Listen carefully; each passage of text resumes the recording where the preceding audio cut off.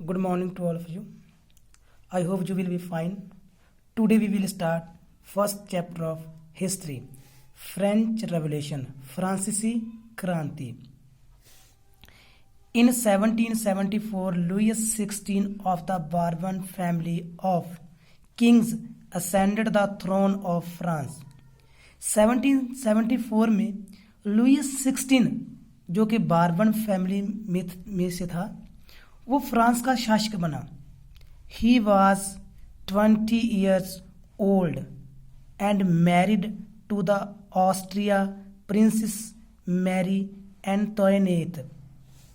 जब वह शासक बना तो उसकी आयु 20 वर्ष की थी और उन्होंने ऑस्ट्रिया की राजकुमारी मैरी एंटोनेट से शादी की.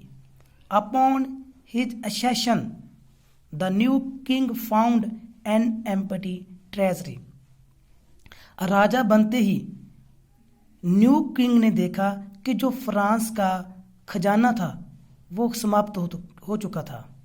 Long year of war had drain the financial resource of France. कई सालों के युद्ध में जो फ्रांस के फाइनेंशियल रिसोर्स थे, वित्तीय संसाधन थे, वो खत्म हो चुके थे.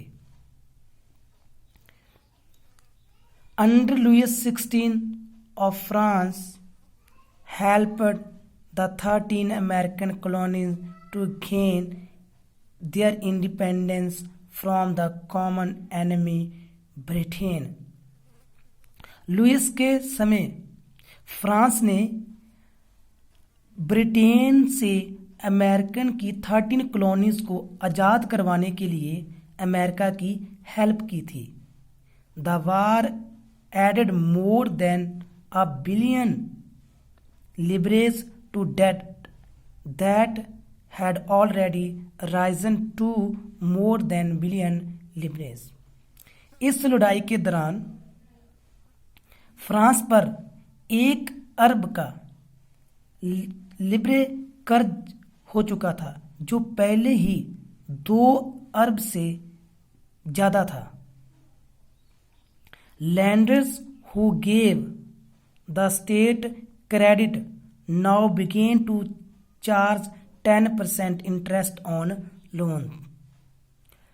कर्जदाता जो फ्रांस को कर्ज देते थे उन्होंने 10% ज्यादा ब्याज दर मांगने की डिमांड की. To meet its regular expense, रोजाना के खर्च को कंप्लीट करने के लिए, such as the cost of maintaining army, जैसे आर्मी को मेंटेन करने के लिए खर्च, द कोर्ट का खर्च, द रनिंग गवर्नमेंट ऑफिस, सरकारी दफ्तरों को चलाने का खर्च, और यूनिवर्सिटी को चलाने का खर्च. The state was force to increase taxes, और स्टेट को मजबूर किया गया कि वो टैक्स में इंक्रीज करे. Yet even this measures would not have sufficed, ऐसा करने का मेथड भी असफल रहा. French society in the 18th century was divided into 3 states. 18वीं सदी में फ्रांस का समाज 3 भागों में डिवाइड हो चुका था. Only members of third state paid taxes. जो थर्ड स्टेट के मेंबर थे वो टैक्स अदा करते थे, प्रदान करते थे. Peasants made up about 90% of the population. France की 90% जनता किसान थे. Only a small member of them owned the land they cultivated. उनमें से बहुत कम किसान थे जिनके पास खुद की जमीन थी. About 60% of the land was owned by nobles, the church, and other richer members of third estate.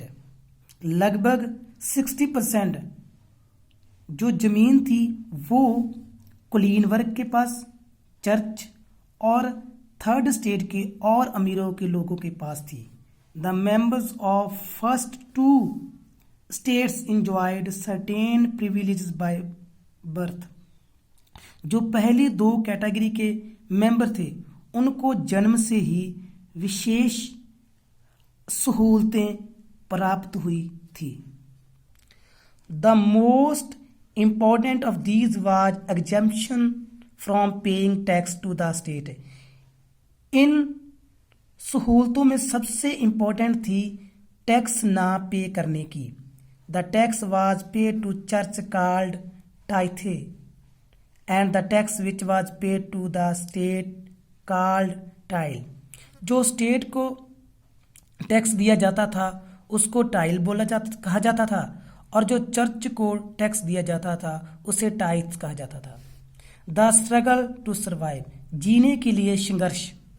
The population of France rose from about 2.3 million in 1715। जो फ्रांस की पॉपुलेशन जो 1715 में 2.3 करोड़ थी वो बढ़कर 2.8 मिलियन इन 1789 और 1789 में वो 2.8 करोड़ हो चुकी थी। This led a rapid increase in the demand for food grains. जनसंख्या के बढ़ जाने के कारण जो खाने की डिमांड थी वो भी बढ़ गई। Production of grains could not keep pace with demand. जो पैदावार थी, अनाज की पैदावार थी, वो उस प्रकार नहीं बढ़ी जिस प्रकार उनकी डिमांड इंक्रीज हो चुकी थी। So the price of bread which rose rapidly. इस प्रकार खाने वाले पदार्थों की कीमतों में इंक्रीज हो चुका था। The wages of workers did not keep pace with the rise in prices. जो वर्करों की मजदूरी थी वो भी उस प्रकार नहीं बढ़ी थी जिस प्रकार कीमतें बढ़ चुकी थी। So the gap between the poor and the rich widened. इस प्रकार अमीर और गरीब के विचकारली दरार बढ़ती ही चलेगी। If you have any problem regarding this chapter, you can contact me on my personal number 9878216501. Thanks. Have a nice day.